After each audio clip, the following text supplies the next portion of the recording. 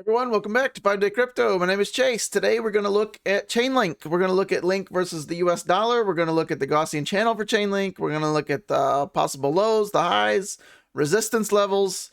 Even going to look at Link versus Bitcoin, which you should be looking at any altcoin that you're in against Bitcoin. How is it performing against numero uno? So let's jump right in on the daily chart to start us off with. Well, we've been looking pretty bullish since Sergey's been getting a little antsy on Twitter and announcing all kinds of goodies. So where could our price level be just based on TA, not based on hype or any kind of emotion, but zooming out, where is our next big level on the daily chart? It's got to be right here. So let's pull up our kind of resistance zone and look at that level, and we'll explain why, right? So we have our kind of roughly around $11 to maybe just above $12.50 there. Looking at our initial kind of drop down here, you got our low wick, double tap on the top of that. We kind of lost that and fell right to here. Just briefly tried to hold support there. So that's kind of a loosely fitted resistance zone right around there. You also have your 100-day EMA in the blue there. So if we kind of, looking a little bit more bullish over the next couple of days, look for a slowdown maybe around in that area for the daily. Now, let's go ahead and remove that now that you're familiar with it, and look at this kind of a channel that we dropped down here. This kind of a falling channel here has a higher odds of falling to the upside. And if you're struggling to kind of see that, right, you can kind of draw any kind of sharp decline here. Right, you see that, and then your wick there, and then you kind of make lower lows and lower highs, right? And your mind would tell you that that's got to drop maybe by human emotion. But if you invert this chart, maybe it's easier to see there for you. So a sharp rise and then a rising channel has a higher odds of dropping down, right? And you could see that sell-off, right? If this was bullish, right? You see the sell-off pressure, right? And then, you start to make higher lows, higher highs. That is a bearish rising channel, and that will more likely fall than not. And that played out this time. But since the chart was inverted, there you go. So hopefully that helps you there. And now keep in mind, when we get back full bull mode again, watch for moves like this when we get super bullish. If you see a sharp increase in prices and then a dramatic sell-off, but we still continue to kind of creep up here, keep that in mind for when we get, a year down the line or whenever it is, whenever our next super pump is going to ensue with Chainlink or altcoins or Bitcoin or whatever coin you're in. Watch for patterns like this. So that's enough of that. Okay, so that's the daily. Let's keep it moving. So what is this zone down here? We've talked about this in previous videos. This is kind of my going all the way back. Why is that? That's not arbitrarily drawn, right? You got to go back in history and kind of look at previous Chainlink prices. If the chart ever decides to load here, right, you kind of got two touch points here. That's your initial kind of lift off here, and then if the chart actually loads, I'm not sure what's happening here. Hopefully, TradingView is not glitching out on me. There's another touch point back here, I promise. So you got 1, 2, 3, and then maybe we'll get it here. Odd. Nope. Oh, there we go. There you go. So you got your initial, all-time high here set at, roughly $5. Then you hit it again. And then you got your massive breakout here, right? That's your breakout level, break into the 5. And that's where this zone will be likely the lowest that Chainlink would go. In the event that Bitcoin goes down to like 20K or something, say, will Chainlink still hold around this level if Bitcoin drops, to 20K? Yeah, right. Even at current prices, that's a pretty steep drop. That's still roughly 50% drop from here. So 50% is 50%, no matter how you slice it up. So I would maintain a close. The lowest closing candle will still be in there, but I've talked about that before. Let's keep it moving. Let's go look at the 5-day Gaussian channel. A lot of requests for this one, right? This is still those same levels, right? But looking at the bigger picture, we've turned red on the 5-day Gaussian. Back in late January, we fell underneath it, which historically, we've been talking about this for over a year now. If you're underneath the Gaussian channel on the 5-day, on any coin, Bitcoin especially, Historically looking back, years later, you've been like, that's where we should have bought.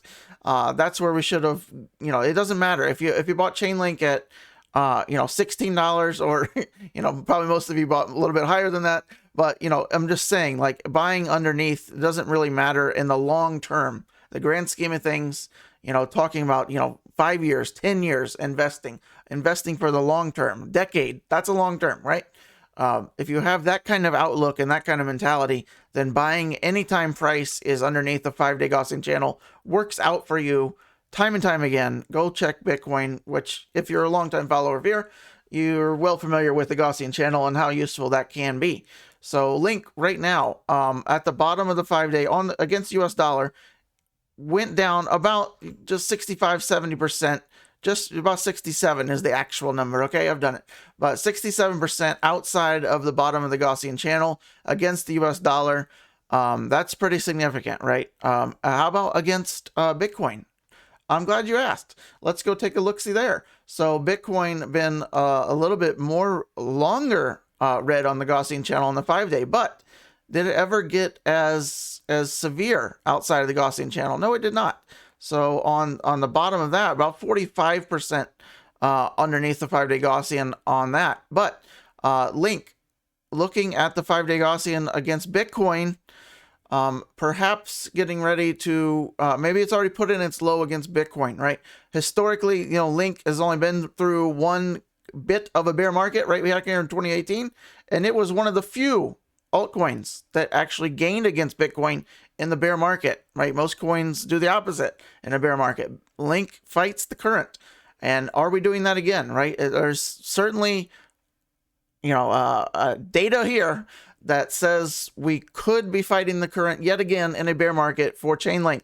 So we're approaching, certain resistance levels here. We need to get back above, right around this 0.4, the 0.004, the 4,000 level, right? I've drawn this here for you.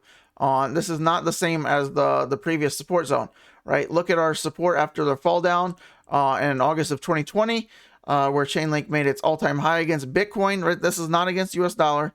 This is against Bitcoin alone. A fall down here, right? Touch point, and then, final, lift off here, the parabolic run against Bitcoin, fall down, right? So the 4,000 level against Bitcoin will be kind of where we need to recapture in order for Chainlink to maybe make some bigger waves against Bitcoin. So we can go back to US dollars now and look at what we need to do. You can see these levels. Let's remove those. We don't need those anymore, right? So looking at the 5-day Gaussian channel, we need to get back into that and turn it back green, right? We still have 60% to gain on US dollars.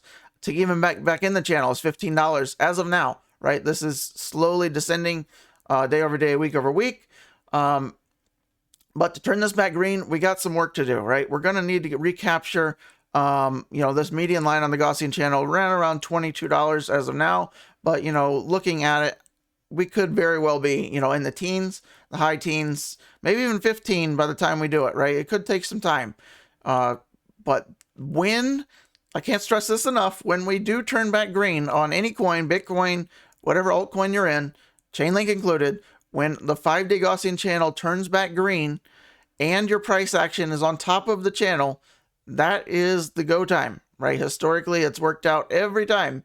When your channel goes from green to red, you wait until price action gets on top after turning green, and it's go time again, right? Look back at 2019. Look at that, right? Turn back green. You don't really necessarily need to buy back in right away. It's not a rush to do it, right? But once you get your price action on top, doesn't mean you're going up indefinitely, but buying here after you go from red to green, price action on top, wait, just be patient and wait, and then the gains will come, right? There's the gains. That's when we're going to do it. That's how we're going to do it next time. That's how we're going to do it forever. Buy when you're under, wait, and then, if you're really, our next go zone is when the channel's going to turn back green, whenever that may be.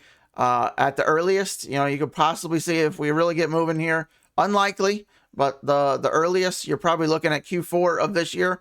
More likely is probably going to take, well into maybe a year from now, right? Here's a year from now. It doesn't look that crazy to think that, you know, to turn this back green. Not saying that we can't go up in price, but oxygen. But to turn us back green could take, you know, possibly another year to really get this train back moving. All right, so patience is the virtue. Maybe this is our despair loop. Maybe we got some more to go. All going to obviously depend on what Bitcoin does. Sorry for the ramble, but one more key thing. If you've stood around this long, I appreciate you. The ADX and the I, which I indicated, was a good, useful indicator.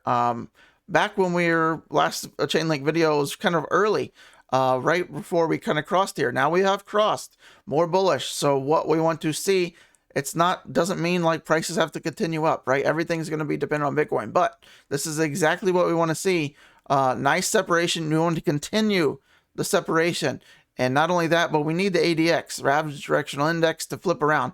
We need a bounce out of that and follow with the green. Otherwise, you know, we can get, you know, more bullish. Maybe we go up to that $12 mark that we're looking at earlier at the beginning of the video. But if you start to close back up here and you see the ADX flip back around, right, that's going to be your warning sign. But ADX in the eye is really useful. I primarily use it on the weekly chart. So if you look at the weekly for Chainlink, the bulls are trying to go here, but the bears are still in charge on the bigger scale, have been since late January or mid-January there, right? So when Chainlink can make the bigger moves is when we cross on the weekly chart. The weekly, right? Could potentially be another handful of weeks, maybe in a month. If the bulls continue to work out on the daily, you could possibly see it maybe early July, late June, flipping this to the macro bullish for Chainlink. Hopefully that helps you. Add that to your list if you don't have this indicator. ADX and DI. You can see it right there, right? Top left. Type that in. It's free. Use it. Weekly is primarily where I would use it for. There's just a whole lot of fake outs on the daily, as you can see right here, right? But could be useful, right? This is why, you know, prices are continuing up. ADX and DI is crossed. Nice momentum for us. So that is Link in a nutshell wrapped up for you on the daily. Watch your moving averages. If we get really bullish, maybe we get up to 1250, something like that. That's our next major support level. So eye on that. If you bought any down here, maybe selling a little bit into resistance in order for you to buy more cubes down yonder. Hopefully that helped you out today. Unplanned Link video, but hopefully you liked it. Give me a thumbs up if you liked it. Gonna be redoing the whole room setup over the weekend. So maybe the next time you see me, hopefully maybe I'll make a video tomorrow too. So check that out. But gonna be redoing the views behind. Maybe go back to some of the OG days of the tropical oasis, but maybe somehow incorporating said Chainlink sign. We'll see. Let me know if you watched this far. I appreciate you every time, all of you. Thanks so much. Let me know how long you've been a subscriber. If you're a true OG, do you remember the tropical oasis from way back when? I'll see you real soon. Oh, let me do, I did a card and quote of the day on the previous video, but maybe you don't give two shits about Bitcoin and you didn't watch that one. So here you go. Hope is like the sun, which as we journey toward it, casts a shadow of our burden behind us. All right.